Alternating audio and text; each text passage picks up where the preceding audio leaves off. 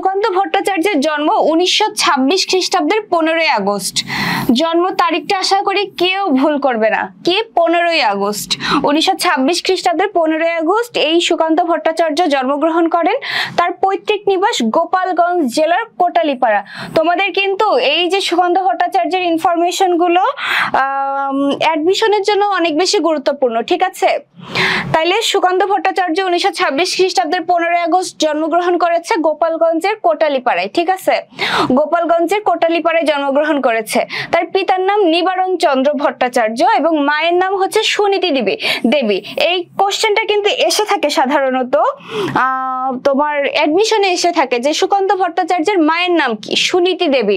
ছোটবেলা থেকে সুকান্ত ছিল অত্যন্ত রাজনীতি সচেতন। তাহলে দেখো সুকান্ত ভট্টাচার্য কিন্তু ছোটবেলা থেকেই রাজনীতি সচেতন ছিল। অন্যায় অত্যাচার এবং শোষণের বিরুদ্ধে সুকান্ত ভট্টাচার্য ছোটবেলা থেকে অনেক বেশি সচেতন ছিল, ঠিক আছে? ছিল কি রাজনীতি সচেতন। তিনি দৈনিক স্বাধীনতার কিশোর সভা অংশের প্রতিষ্ঠাতা ছিলেন। দৈনিক স্বাধীনতা পত্রিকার কিশোর সভা অংশের প্রতিষ্ঠাতা ছিলেন সুকান্ত ভট্টাচার্য, ঠিক আছে? কিশোর সভা অংশের, আর পত্রিকার নাম হচ্ছে দৈনিক স্বাধীনতা।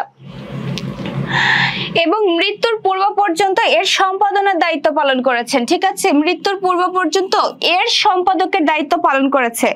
কিসের সম্পাদকের দায়িত্ব?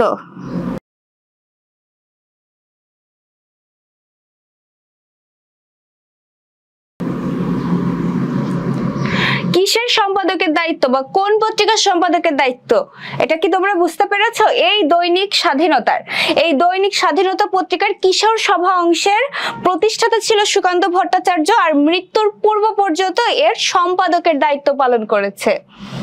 সুকান্ত তার কাব্যে অন্যায় অবিচার ও শোষণ বঞ্চনার বিরুদ্ধে বিদ্রোহ করেছে। তাহলে সুকান্ত ভট্টাচার্য তার কবিতায় অন্যায় অবিচার ও শোষণ বঞ্চনার বিরুদ্ধে বিদ্রোহ করেছে। তিনি বৈষম্যহীন, অর্থাৎ যেই সমাজে কোনো ধরনের বৈষম্য থাকবে না, সকলকে সমান চোখে দেখা হবে, এমন একটা সমাজের স্বপ্ন লালন করতেন। ভেরি ভেরি ইম্পর্টেন্ট কিন্তু সুকান্ত ভট্টাচার্য কেমন সমাজের স্বপ্ন লালন করতেন? বৈষম্যহীন সমাজের। বাংলাদেশের স্বাধীনতা যুদ্ধের সময়ে তার কবিতা মুক্তিকামী বাঙালির মনে বিশেষ শক্তির সাহস জুগিয়েছিল।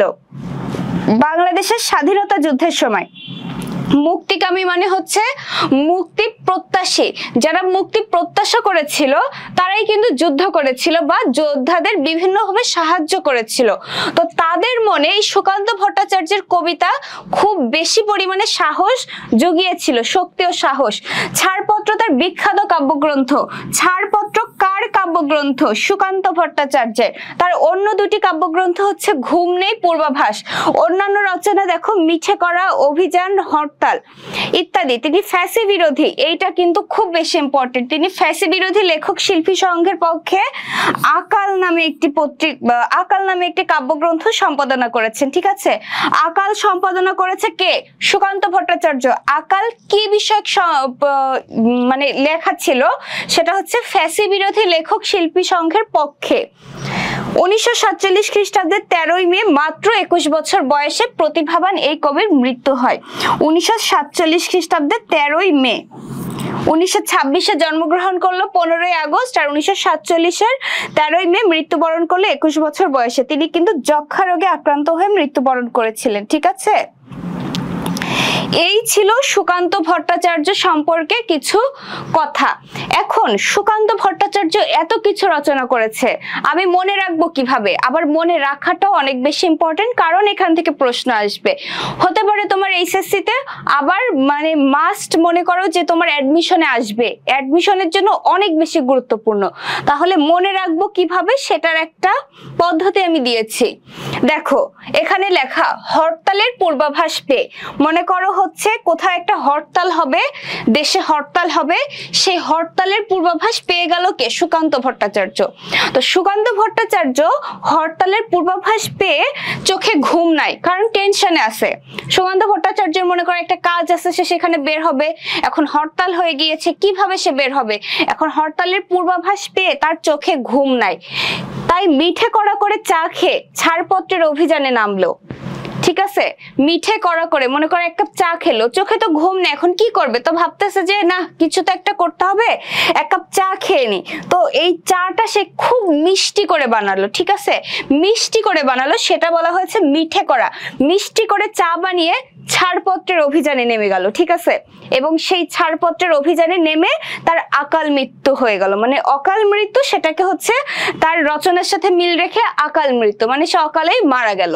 তাহলে সুকান্ত ভট্টাচার্যের রচনায় একটাও কি মনে রাখতে কারোর অসুবিধা হবে? এইখানে দেখো, হরতাল একটা তার কাব্যগ্রন্থ, পূর্বাভাস তার একটা রচনা, ঘুম নেই তার একটা রচনা, মিঠে করা তার একটা রচনা, ছাড়পত্র তার একটা রচনা, অভিযান তার একটা রচনা, আর আকাল তার একটা রচনা। ঠিক আছে, তাহলে তার রচনাগুলো কি ক্লিয়ার?